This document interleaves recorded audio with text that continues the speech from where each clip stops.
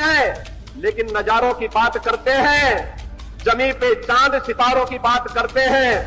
वो हाथ जोड़ के बस्ती को लूटने वाले भरी सभा में ये सुधारों की बात करते हैं। ये लाठीचार्ज जो होती है हमेशा मुसलमानों पे होती है, और जब या मतलब एक जो लोग हैं उन्हीं पे होती है, या और जो लोग दंगा करते हैं, ये यूं कहो कि विशेषकर हिंदू समाज के लोग जब दंगा करते हैं तब उन पर लाठीचार्ज क्यों नहीं होती है? तब क्या होता है? क्या वो नहीं करते? जब आप उसके बरेली की बात कर रहे हैं तो बरेली में जो मौलाना हैं उनके जो करीबी हैं उनकी बिल्डिंग को तोड़ा, शायद तोड़ दिया गया, मुझे जानकारी नहीं है अभी तक। बुलडोजर की बात चल रही थी उस समय, बुलडोजर चल गया। तो अब से पहले वो बिल्डिंग रातों रात तो बननी गई थी। कोई जिन्न तो आया नहीं था बनाने के लिए, कोई दूत तो आया नहीं था बनाने के लिए। क्या रातों रात उस बिल्डिंग को खड़ी करके सालों से वो बिल्डिंग बन रही थी? बिल्डिंग बनने किसने दी? वो प्रशासन के लोग कहां हैं? दोस्तों, जैसे कि आप सबको अच्छे से पता है, बरेली के अंदर जो हिंसा हुई थी आइला मोहम्मद विवाद को लेकर, उस विवाद को लेकर और बरेली में जो हो रहा है उसको लेकर सुप्रीम कोर्ट के वकील साहब का एक बयान आया है। यानी उनकी एक वीडियो आई है जिन्होंने सारी सच्चाई पूरी डिटेल के साथ बताई है। आपके लिए देखना ये बहुत ज़रूरी है, क्योंकि बरेली के अंदर जो हो रहा है, जिस तरह प्रशासन कार्रवाई कर रहा है वो आप सबने देखा होगा, और वहाँ पर दुकान मकान सब तोड़े जा रहे हैं एक्शन के लिए।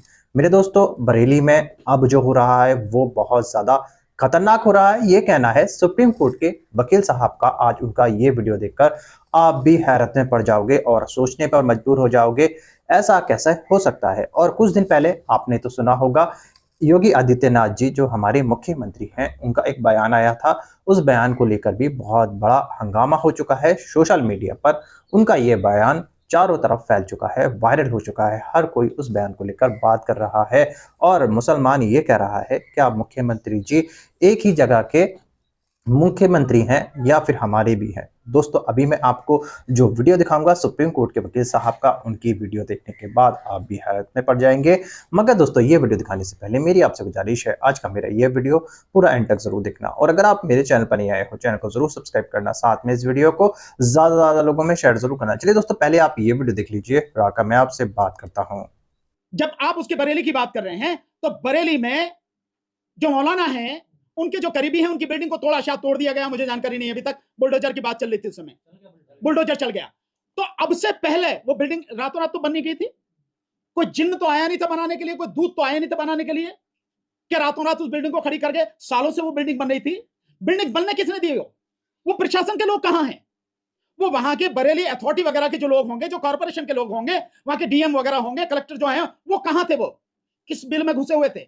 क्या वो इसके लिए जिम्मेदार नहीं? अगर वो अनऑथराइज्ड कंस्ट्रक्शन था तो तब क्यों नहीं रोका गया उसे? क्यों बनने दिया गया उसे? और आज आप तौकीर रजा साहब के खिलाफ ये सारी बातें करने के बाद में कि वो ये कर रहे हैं, वो कर रहे हैं, झूठे आरोप अपनी तरफ से मनगढ़ंत बना के ये सब लोगों को इकट्ठा किया जा रहा था, दंगा करने की वो कोशिश की जा रही थी, घेरने की कोशिश की जा रही थी। आज सब ये सब करके आप, क्योंकि आपके हाथ में ताकत है और आप ताकत के दम पर किसी को भी मिट्टी में मिला देते हो, वो ये सारी चीजें कर रहे हो, तो वो भी कानून के विरुद्ध सारा काम किया जा रहा है। तो सोनम वांगचुक हो, तौकीर रजा हो, या ऐसे कोई भी वो लोग हो जो लोकतांत्रिक तरीके से अपनी बात कर रहे हैं, उन सबके खिलाफ इस सरकारें ये काम कर रही है। जो सीएम जिस प्रकार की भाषा का इस्तेमाल कर रहे हैं कि मौलवी को पता नहीं है किसकी सरकार है, या टिकट कटवा देंगे, ये सारी चीजें, ये भाषा इस बात का संकेत देती है, इस बात का खुला प्रमाण है कि आज सरकार में किस तरह की मानसिकता के लोग बैठे हैं। वो शासक या प्रशासक नहीं है, बल्कि जिस तरह की भाषा का इस्तेमाल कर रहे हैं वो राह चलते कुछ चुटभैया गुंडों की भाषा है। जिस तरह की भाषा का इस्तेमाल किया जा रहा है, क्या ये मुख्यमंत्री की भाषा है? क्या एक नेता की भाषा इस तरह की होनी चाहिए? अरे अगर आपको कानूनी कार्रवाई करनी है, आपके हाथ में कानून, आप करिए कानूनी कार्रवाई, कोई नहीं रोकता है। लेकिन भाषा जिस तरह की आप इस्तेमाल कर रहे हैं, क्या ये मुख्यमंत्री की भाषा है? लेकिन जब देश का प्रधानमंत्री ही इस तरह की भाषा बोलता हो तो किसी मुख्यमंत्री से आप क्या उम्मीद करोगे कि वो कोई बहुत अच्छी भाषा बोलेगा? हाँ, दुख इस बात का है कि वो जो मुख्यमंत्री है वो एक धर्म स्थान का मठाचार्य भी है, तो उसकी भाषा तो और भी सभ्य और अच्छी होनी चाहिए, पर ऐसा है तो नहीं।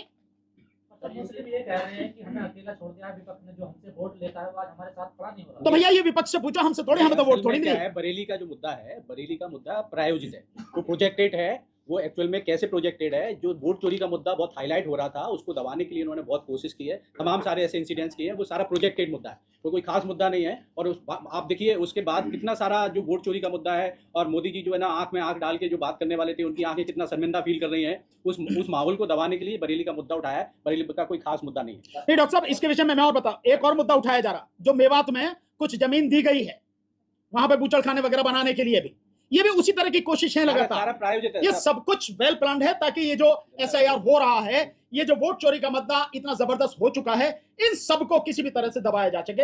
ये सब इसीलिए सारी चीजें हो रही हैं। यूपी के सीएम योगी आदित्यनाथ कह रहे हैं कि दंगाइयों पर कंट्रोल करने के लिए लाठीचार्ज की गई थी बरेली में। वो तो जो चाहे कह दें भाई, कौन रोकता है? आपके जो मन में जो आता है, सीएम जो मन में आता है वो कह दें, कौन रोकता? लाठीचार्ज की गई थी? नहीं, देखिए सुप्रीम कोर्ट के हाथ में तो सब कुछ है, सुप्रीम कोर्ट तो सब कुछ कर सकती है।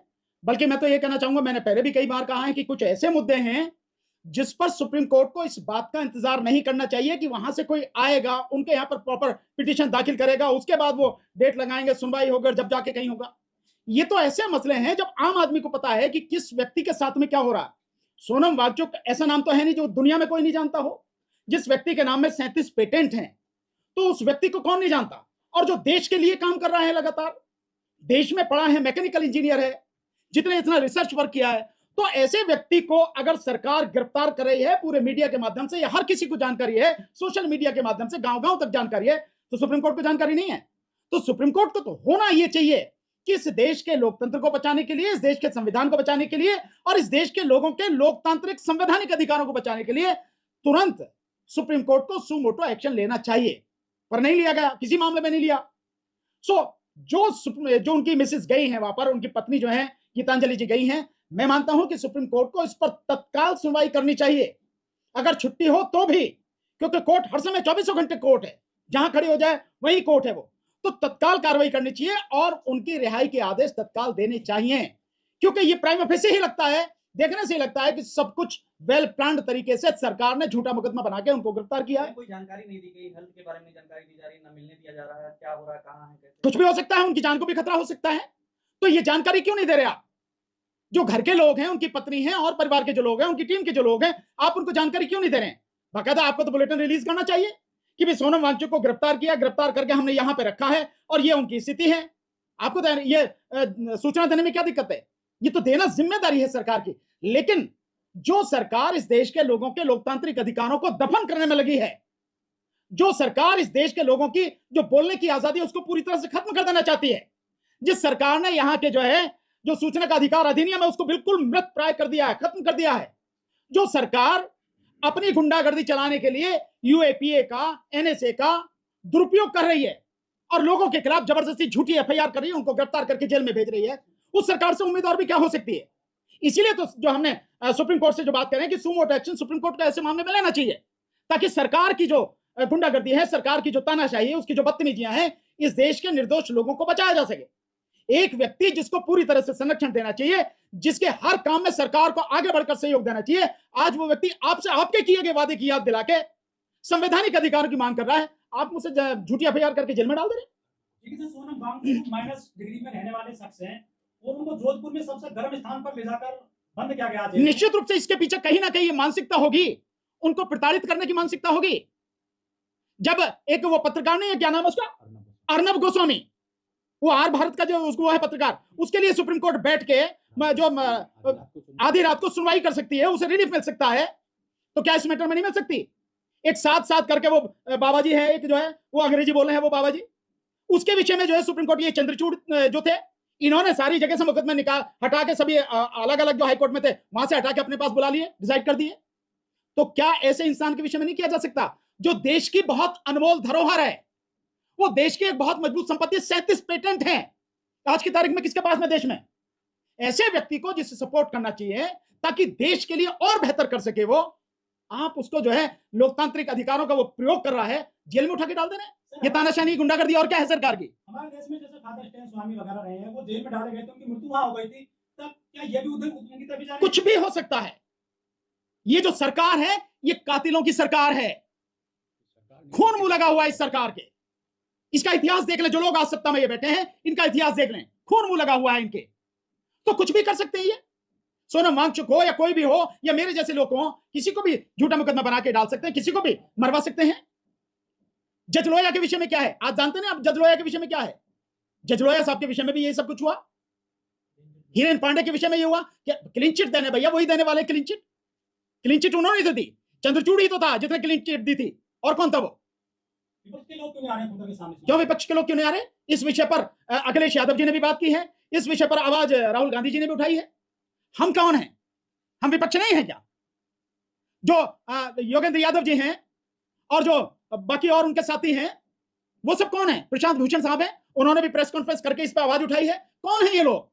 क्या विपक्ष का मतलब आप ये मानते हैं कि पॉलिटिकल पार्टियां ही विपक्ष होती हैं? जो सरकार के खिलाफ, सरकार की गलत नीतियों के खिलाफ आवाज उठा रहा है, मैं मानता हूं कि वही विपक्ष है। लेकिन बीजेपी के कारण हुआ गया था, क्या ये राज्यसभा में आ सकता है? क्या बिल्कुल नहीं। कौन आ सकता है? कौन उसके लिए जिम्मेदार? उसके लिए जिम्मेदार कौन है? क्यों ऐसी परिस्थिति हुई कि ये सब हुआ? आपने उससे पहले सुना क्यों नहीं? और दूसरी बात यह है कि अगर ये सब कुछ हुआ है तो क्या वही लोग जिम्मेदार है जो 4 लोग मार दिए गए, जिनको बुरी तरह से मारा गया है, पुलिस ने मारा है? वो लोग आखिर क्यों मरे? वो क्यों वो फूका गया? ये इन्वेस्टिगेशन का मसला है। तो क्या इन्वेस्टिगेशन हुई? कोई इन्वेस्टिगेशन नहीं हुई। और जब सोनम वांगचुक कह रहे हैं कि मेरा तो इससे कोई लेना देना नहीं, और उसीलिए उन्होंने। दोस्तों देखा आपने ये वीडियो, मुझे पूरी उम्मीद है ये वीडियो देखकर आपको सब कुछ समझ में आ चुका होगा। दोस्तों आपकी क्या राय है इस वीडियो के बारे में, मुझे कमेंट बॉक्स में आकर कमेंट कर जरूर बताना। दोस्तों आज की वीडियो में बस इतना ही, मैं फिर मिलूंगा ऐसे ही दूसरी वीडियो के साथ। तब तक के लिए सलाम, नमस्ते, जय हिंद।